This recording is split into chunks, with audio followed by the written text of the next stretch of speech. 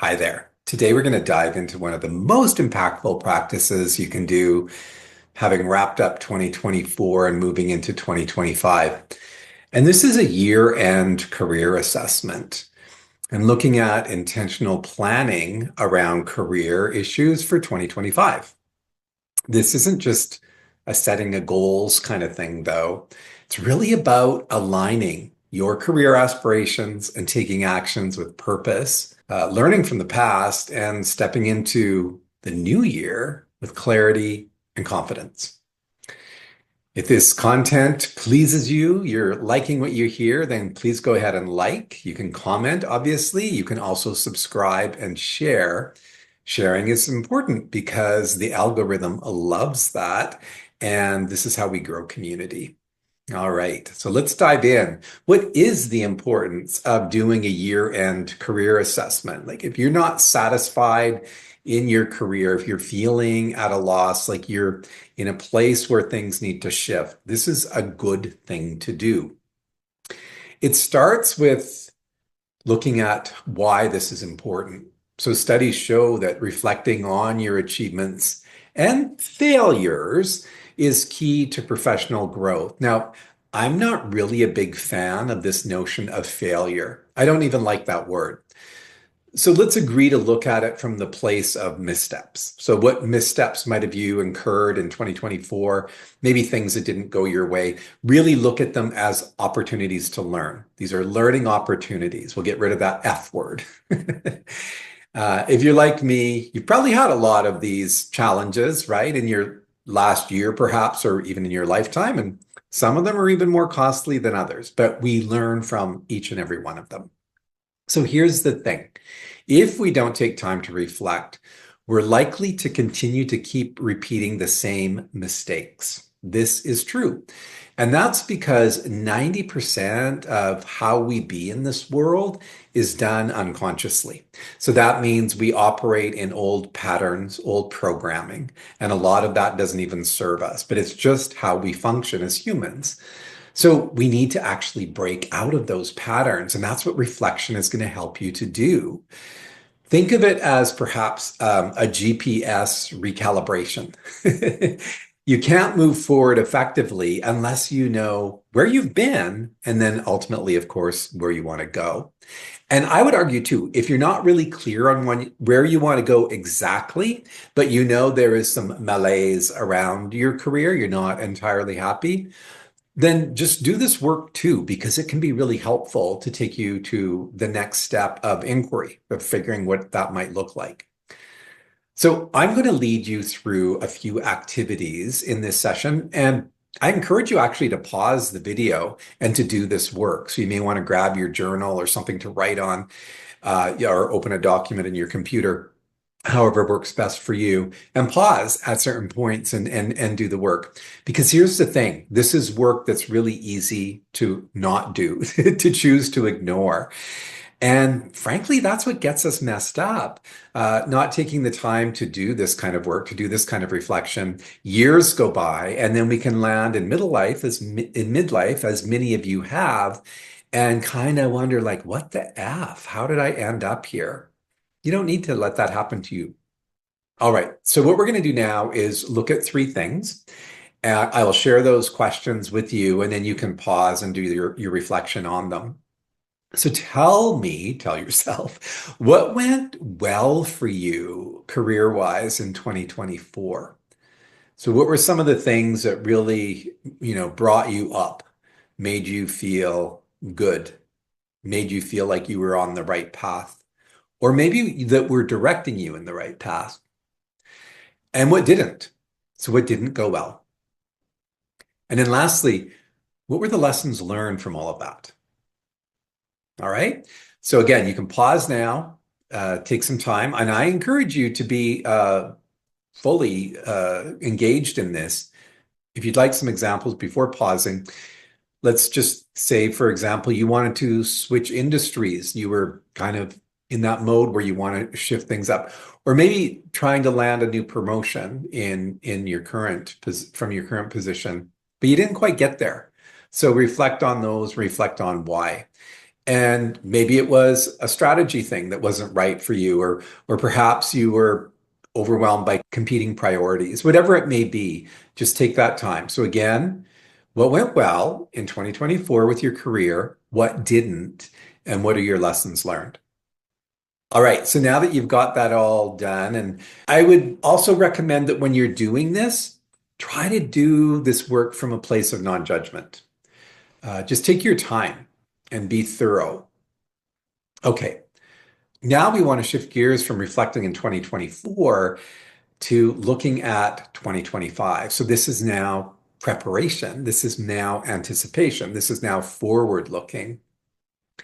Before we do that, though, I'd like to just get us a little bit settled, get us a little bit more quiet in our mind, because that last activity may have stirred up a lot of thought and it may have stirred up some negativity. So we want to just get out of that mode. So if you will indulge me, I would welcome you to follow along in this practice. And before we do it, you may want to have your timer on your digital device set. Maybe set it for 3 minutes and do that now in advance of beginning, because we're going to use that timer. I'm going to have you pause this video and then do a little timed activity for yourself just for 3 minutes. All right. So I hope you'll indulge me. Just allow yourself to sit quietly where you are. And if you can, just firmly plant your feet to the floor and feel that connection, sitting tall in whatever seat you're sitting in. If you need to use the support of the seat to lean back, you can. If you're comfortable sitting upright, you can do that as well. And then just have your hands resting on your thighs. Take a moment to close your eyes and to settle in. I'm going to lead you through a little breath technique for the next minute or two. Just do this to the best of your ability. And when we're doing this technique, ideally the inhalations and the exhalations are done through the nostrils. However, if that's not comfortable for you, you could always do the exhaling through your mouth. So the next time you inhale, let's inhale to a count of 4. And then gently pause and hold that to a count of 4. Now exhale to a count of 4. And gently pause there to a count of 4. No strain. Inhale again to a count of 4. Gently pause and hold to a count of 4. Exhale to a count of 4. Pause and hold to a count of 4. And continue a few more rounds, inhaling. Pause and hold. Exhale. Pause and hold. Inhale.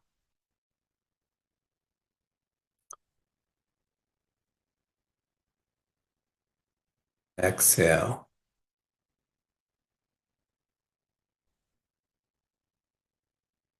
More round, inhale.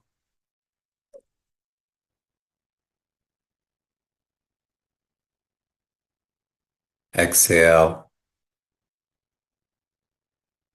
Hold.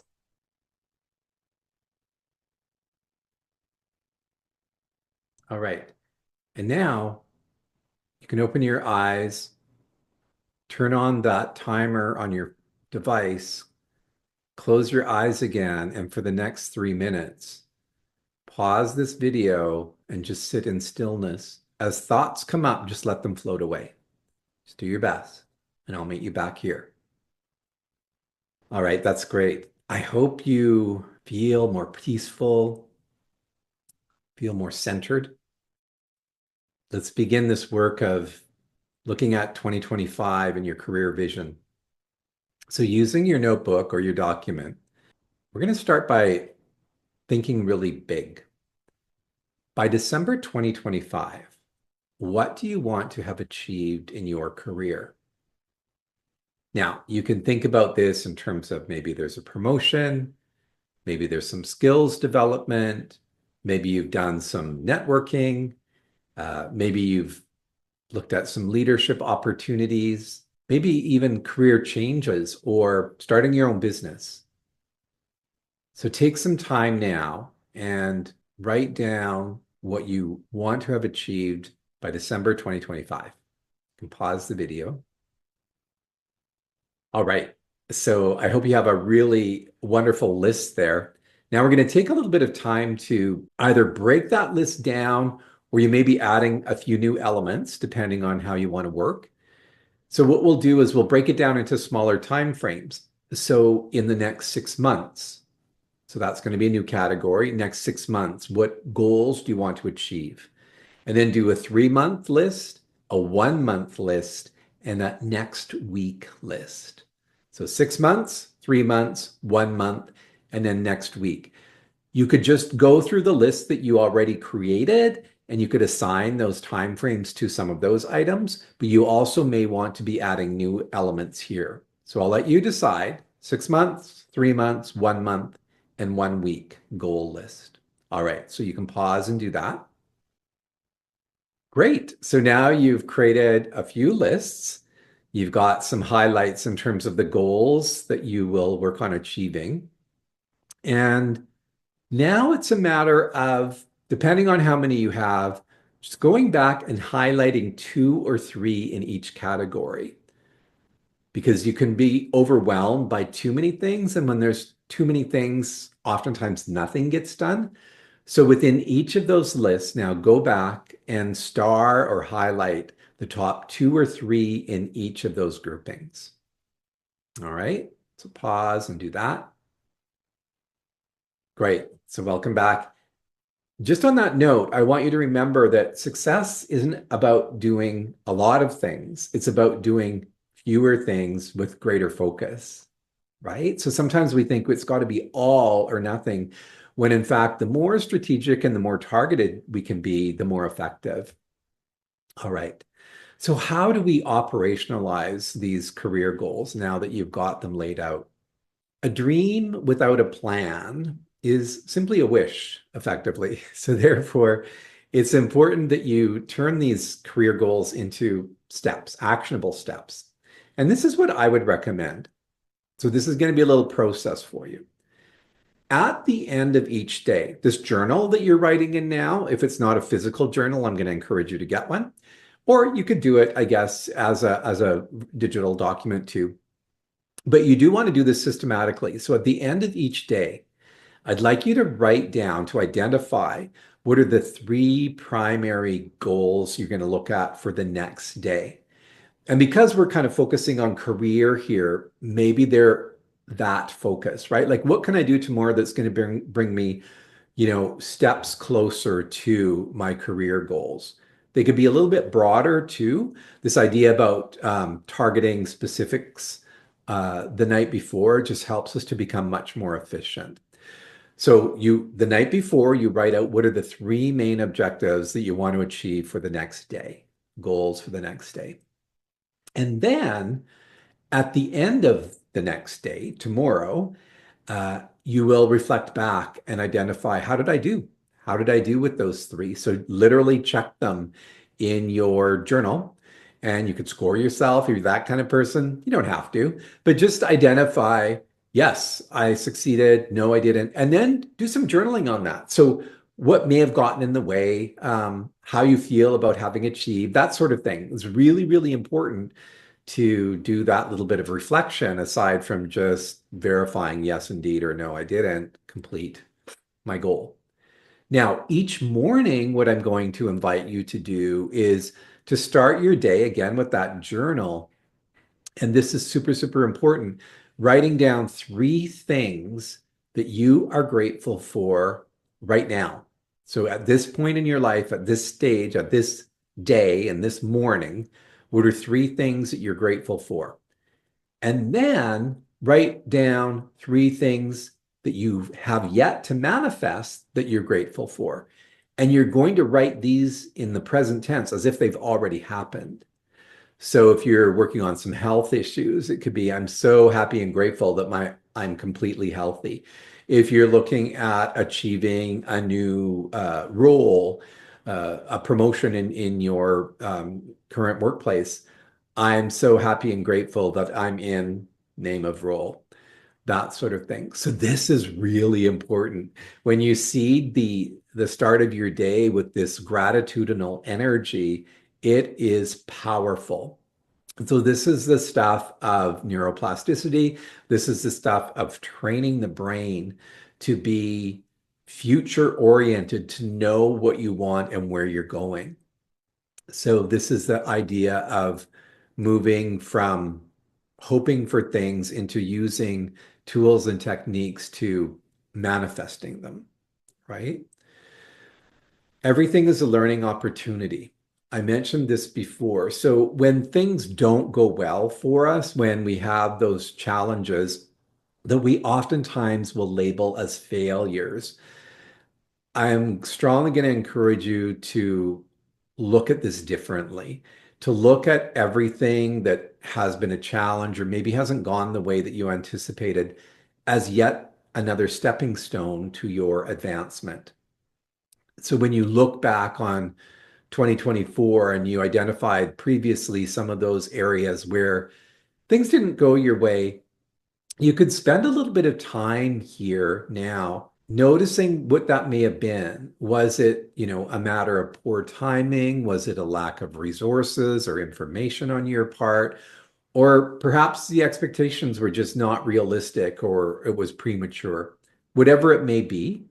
And then revisit the topic now and think, well, do I need to continue on this vein? Do I need to continue with this particular thing that didn't go the way I wanted in 2025? Is this something I can revisit and apply a new frame of reference, a new lens to it? So you can approach it differently should you choose to in 2025. Or it may be that it's done. It's left, it's done, it's over, it's served its purpose. For instance, if you aim to transition into a new role, but you didn't, perhaps, looking at some things like networking or other options, being more intentional, enhancing skill sets, these could be concrete ways that you could bring that issue back in 2025 and see it being realized. So just take a moment to then pause and reflect on those challenges of last year and how, if you're going to move forward with them in 2025 differently. You can pause if you'd like. Great. All right. So we're coming to a wrap up here. But before we get there, I just want to talk a little bit about this idea of consistency. So making gains requires consistent effort throughout the year. So sometimes we get a little bit lost, right? When we're working on moving forward to achieve things, we can just get into that mode of distraction, not focusing. I'm going to invite you to adhere to these tips to keep you on track. Schedule yourself a monthly review of your career progress. So, what's happened at the end of the month? Reflect back. What's happened in this area of my life? How have things changed? Just like you just did for last year, you can do that at the end of each month. Use tools at your disposal to keep yourself accountable. So that might mean like a career tracker software, if you will. You can stay connected through groups that help you to stay motivated. So whatever it is that can keep you on track. I also welcome you to celebrate small wins you make along the way, because that's really how you keep momentum going. Small wins are essential to be celebrated. And I know this is an area that if you're like me, you forget, right? You'll be making gains but focusing on what you still have to do. When you make those gains, please, please, please take a moment to pat yourself on the back, to celebrate, to do something kind and good for yourself. And the other thing you can look at is working with a coach. Coaches play an important role in keeping us inspired, in keeping us motivated, and keeping us accountable. Those of us who are really committed to our success, we work with coaches. It's just a thing that we do. All successful coaches work with coaches. How we roll. That's how we move forward. And successful people themselves as well work with coaches, because we are our own worst enemies when it comes to seeing our blind spots and keeping ourselves accountable. So also remember, your career is really a journey. So there is not a sprint. You may be in a situation where you want to change things up quickly, but give yourself breathing room because you don't want to make mistakes that you regret. You don't want to end up in a situation that's similar to the one that you're in now, where you're not feeling entirely at ease or happy. So, building small, sustainable habits and changes will help you to steadily progress forward towards the goals that you're working to achieve, right? So take your time, give yourself the space to do it and honor the advances you're making along the way. Change will come about incrementally with intentional and inspired action. When you continue to work toward your goal, the universe will actually do its part to support your efforts. Whether you believe that stuff or not, it's true, it happens. There's always something going on in the quantum field that we don't know about, that we can't know about, but it's helping us and it's moving us forward. So I hope this session inspires you in some way to take control of your career in 2025 and start to work towards any changes that you want to make to feel more fulfilled. That's your birthright, to be fulfilled. And a big part of who we are is our work. Finding that alignment is really, really important. If you found this helpful, please like, share, subscribe, comment, of course, because that's how we build a community here. I hope you have the best of career good fortune in 2025. I look forward to hearing about it at the end of the year in December, the shifts and changes that you've made and manifested for yourself. Until next time, have a great one.